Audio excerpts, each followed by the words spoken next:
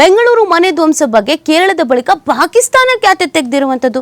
ಸರ್ಕಾರಿ ಪ್ರಾಯೋಜಕತ್ವದಲ್ಲಿ ಮುಸ್ಲಿಮರ ಮನೆಗಳ ನಾಶ, ನೆರೆ ದೇಶ ನಮ್ಮತ್ತ ಬೆರಳು ತೋರುವ ಮುನ್ನ ನಿಮ್ಮ ಸ್ಥಿತಿ ನೋಡ್ಕೊಳ್ಳಿ ಅಂತ ಭಾರತ ಇದೀಗ ಖಡಕ್ಕಾದಂತ ತಿರುಗೇಟನ್ನು ಕೊಟ್ಟಿದೆ. ನೋಡಿ, ಒಂದು ವಿಚಾರ ಹೊರಗಿನ ರಾಜ್ಯದವ್ರು ಮಾತಾಡಿದ್ರು, ಅದನ್ನೇ ನಾವು ಸಹಿಸ್ಕೊಳ್ಳೋದಕ್ಕೆ ರೆಡಿ ಇಲ್ಲ. ನಮ್ಮ ರಾಜ್ಯದ ಬಗ್ಗೆ ನೀವ್ಯಾಕ್ರಿ ಮಾತಾಡ್ತೀರಾ, ನಿಮ್ಮಲ್ಲೇ 1000 ಸಮಸ್ಯೆ ಇದೆ, ಅದನ್ನ ನೋಡ್ಕೊಳ್ರಿ ಅಂತ.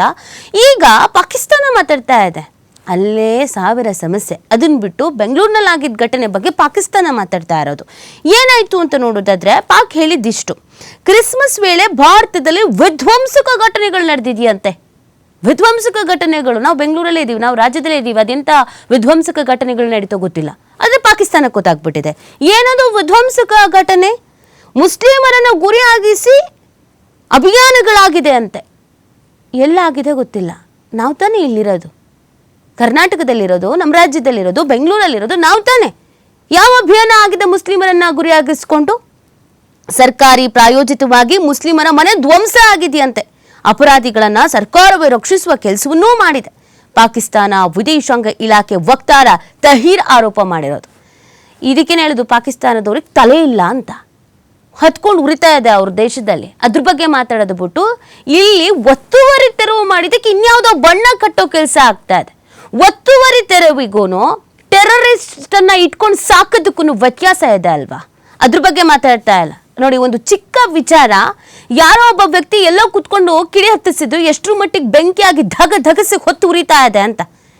ಇದಕ್ಕೆ ಹೇಳೋದು, ಈ ಟೈಮಲ್ಲಾದ್ರೂ ನಮ್ಮ ರಾಜ್ಯದಲ್ಲಿ ಇರೋರೆಲ್ಲರೂ ಒಗ್ಗಟ್ಟಾಗಬೇಕು ಅಂತ. ಯಾವ ಮುಸ್ಲಿಮರಿಗೆ ಅನ್ಯಾಯ ಆಗಿದೆ ಇಲ್ಲಿ? ಸೊ ಭಾರತ ಇದಕ್ಕೆ ತಕ್ಕ ತಿರುಗೇಟನ್ನ ಕೊಟ್ಟಿದೆ. ಭಾರತ ಕುರಿತು ಪಾಕಿಸ್ತಾನ ಹೇಳಿಕೆಗಳು ಕಪೋಲ ಕಲ್ಪಿತವಾದವು. ಅಲ್ಪಸಂಖ್ಯಾತರ ಮೇಲಿನ ದಾಳಿಯಲ್ಲಿ ಪಾಕ್ನದ್ದು ಕಳಪೆ ದಾಖಲೆ. ಆ ದೇಶ ಹೇಳಿಕೆಗಳನ್ನ ಭಾರತ ಸರ್ಕಾರ ತಿರಸ್ಕಾರ ಮಾಡುತ್ತೆ. ಅಲ್ಪಸಂಖ್ಯಾತರನ್ನ ಪಾಕಿಸ್ತಾನ ಭಯಾನಕವಾಗಿ ನಡೆಸ್ಕೊಳ್ಳುತ್ತೆ.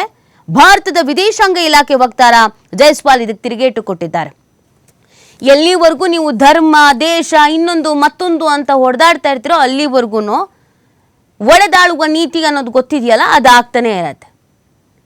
ಯಾಕಿದಾಗುತ್ತೆ ಅಂತಂದ್ರೆ, ಚಿಕ್ಕ ಚಿಕ್ಕ ವಿಷಯಗಳು ಕೂಡ ರಾಷ್ಟ್ರ ಮಟ್ಟದಲ್ಲಿ ಸುದ್ದಿ ಆಗತ್ತೆ. ಇನ್ಯಾವುದೋ ಬೇರೆ ದೇಶದವ್ರು ಕೂತ್ಕೊಂಡು ನಮ್ಮ ರಾಜ್ಯದಲ್ಲಿ ಏನೋ ಬೆಂಕಿ ಬಿದ್ದಿದೆ ಅಂತ ಮಾತಾಡ್ತಾರೆ ಅಂತಂದ್ರೆ ಇದು ಕಿಡಿ ಹೊತ್ತಿಸೋ ಕೆಲಸ. ಅಲ್ಲಿ ಕೂತ್ಕೊಂಡು ಕೀ ಕೊಡೋದು, ಇಲ್ಲಿದ್ದವರು ತಕ ತಕ ತಕ ಅಂತ ಕುಣಿತಾರೆ. ಈಗ ಆಗ್ತಿರೋದು ಅದೇನೆ. ಒತ್ತುವರಿ ತೆರವಿಗಿನ್ನು ಇದ್ಯಾವುದೋ ಬೇರೆ ಧರ್ಮದವರನ್ನ ನಾವಿಲ್ಲಿ ಕೀಳ್ಮಟ್ಟದಲ್ಲಿ ನಡೆಸ್ಕೊಳ್ತಾ ಇದೀವಿ ಅಂತ ವಿಧ್ವಂಸಕ ಘಟನೆಗಳು ನಡೀತಾ ಇದೆ ಅನ್ನೋ ರೀತಿಯಲ್ಲಿ ಹೇಳ್ತಾರೆ ಅಂತ ಅಂದ್ರೆ ಏನಂತ ಹೇಳಬೇಕು? ಇಲ್ಲಿ ಎಲ್ರೂ ಅಣ್ಣ ತಮ್ಮಂದ್ರ ಥರ, ಸಹೋದರರ ಥರ ನೆಮ್ಮದಿಲಿ ಎಲ್ಲರೂ ಜೀವನ ಕಟ್ಕೊಳ್ತಾ ಇದ್ದಾರೆ. ಒತ್ತುವರಿ ಮುಸ್ಲಿಮರು ಮಾಡಿದ್ರು, ಹಿಂದೂಗಳು ಮಾಡಿದ್ರು, ಕ್ರಿಶ್ಚಿಯನ್ನರು ಮಾಡಿದ್ರು, ಇನ್ಯಾರೋ ಮಾಡಿದ್ರು, ಮತ್ತೊಂದು ಯಾರೋ ಮಾಡಿದ್ರು, ಅವ್ರನ್ನ ಒಕ್ಕಲೆ ಬಸ್ ಕಳಿಸ್ಬೇಕು ಅಂತ ಅಲ್ಲ. ಯಾರೇ ಒತ್ತುವರಿ ಮಾಡಿದ್ರು ಅದನ್ನ ತೆರವು ಮಾಡ್ತಾರೆ. ಎಷ್ಟಕ್ಕೊಂದು ಜಾಗದಲ್ಲಿ ತೆರವು ಮಾಡಿದ್ದಾರೆ ಬೆಂಗಳೂರಲ್ಲಿ. ಆಗ್ಯಾಕೆ ಪಾಕಿಸ್ತಾನ ಮಾತಾಡಲಿಲ್ಲ? ಈಗ ಯಾಕೆ ಬೆಂಕಿ ಹಚ್ಚಕ್ಕೆ ಬರ್ತಾ ಇದೆ? ಆಗ್ಯಾಕೆ ಕೇರಳದವ್ರು ಮಾತಾಡಲಿಲ್ಲ? ಈಗ ಯಾಕೆ ಬೆಂಕಿ ಹಚ್ಚಕ್ಕೆ ಬರ್ತಾ ಇದ್ದಾರೆ? ಯಾರೋ ಹೆಗಲ ಮೇಲೆ ಗುಂಡಿಟ್ಟು ಯಾರೋ ಒಬ್ಬ ಹೊಡಿತಾನೆ, ಅವಾಗ ಆಗೋದು ಇಂಥ ಸಮಸ್ಯೆಗಳೇ. ಇದಕ್ಕೆ ಸಂಬಂಧಪಟ್ಟಂತೆ ಸಿದ್ದರಾಮಯ್ಯನವರು ಮತ್ತು ಡಿ.ಕೆ. ಶಿವಕುಮಾರ್ ಅವರು ಎಲ್ಲರೂ ಪ್ರತಿಕ್ರಿಯೆ ಕೊಟ್ಟಿದ್ರು. ಇದಕ್ಕೆ ದಾಖಲೆ, ಉಪಗ್ರಹ ಚಿತ್ರಗಳು ಎಲ್ಲ ನಮ್ಮ ಹತ್ರ ಇದೆ. ತಪ್ಪಿತಸ್ಥ ಅಧಿಕಾರಿಗಳ ವಿರುದ್ಧ ಕಠಿಣ ಕ್ರಮ ಕೈಗೊಳ್ತೀವಿ ಅಂತ ಇವ್ರು ಹೇಳಿದ್ದಾರೆ. ಕೋಗಿಲು ಬಡಾವಣೆ ಬಳಿ ಸರ್ಕಾರಿ ಬಂಡೆ ಹಾಗೂ ಕ್ವಾರಿ ಜಾಗ ಒತ್ತುವರಿ ಮಾಡಿ ಅಕ್ರಮವಾಗಿ ಶೆಡ್ ನಿರ್ಮಾಣ ಮಾಡಲಾಗಿತ್ತು. ಸರ್ಕಾರ ಜಾಗ ಖಾಲಿ ಮಾಡುವುದಕ್ಕೆ ನೋಟಿಸ್ ನೀಡಿದ್ರು, ಸ್ಪಂದಿಸದ ಹಿನ್ನೆಲೆಯಲ್ಲಿ 167 ಶೆಡ್ ಅನ್ನು ತೆರವುಗೊಳಿಸಲಾಗಿದೆ ಅಂತ ಮುಖ್ಯಮಂತ್ರಿ ಸಿದ್ದರಾಮಯ್ಯನವರು ಕ್ಲಿಯರ್ ಆಗಿ ಹೇಳಿದ್ದಾರೆ. ಮತ್ತೊಂದು ಕಡೆ ಸರ್ಕಾರಿ ಭೂಮಿ ಒತ್ತುವರಿಗೆ ಅವಕಾಶ ನೀಡೋದಿಲ್ಲ, ನಮ್ಮ ಬಳಿ ಉಪಗ್ರಹ ಫೋಟೋ ಇದೆ ಅಂತ ಹೇಳಿದ್ದಾರೆ.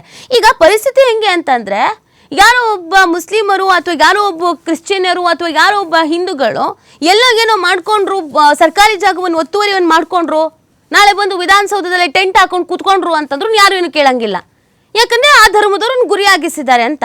ಇವ್ರು ಆಡಿದ್ದೆ ಆಟಗಳಾಗ್ಬಿಡತ್ತೆ. ಸೊ ಇದಕ್ಕೊಂದು ಕ್ಲಾರಿಟಿ ಕೊಡುವಂತ ಕೆಲಸವನ್ನ ಕೂಡ ಮಾಡಿದ್ದಾರೆ. ಸಿಎಂ ಮಾತನಾಡಿದ್ದಾರೆ, ಏನ್ ಹೇಳಿದ್ದಾರೆ ಕೇಳೋಣ ಬನ್ನಿ.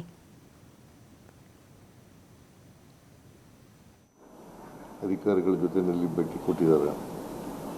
ಅದು ಜಾಗ ಕಷಾಯ ವಿಲೇವಾರಿ ಮಾಡಲಿಕ್ಕೆ 15 ಎಕರೆಗಳನ್ನು DC ಜಿಲ್ಲಾಧಿಕಾರಿಗಳು ನಗರ ಪಾಲಿಕೆಗೆ ಹಸ್ತಾಂತರ ಮಾಡಿದ್ದಾರೆ.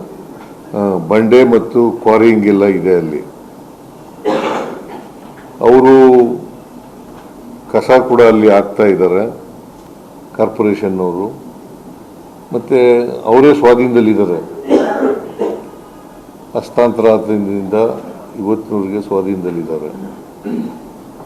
ನಾವು ಸುಮಾರು 21ರಿಂದ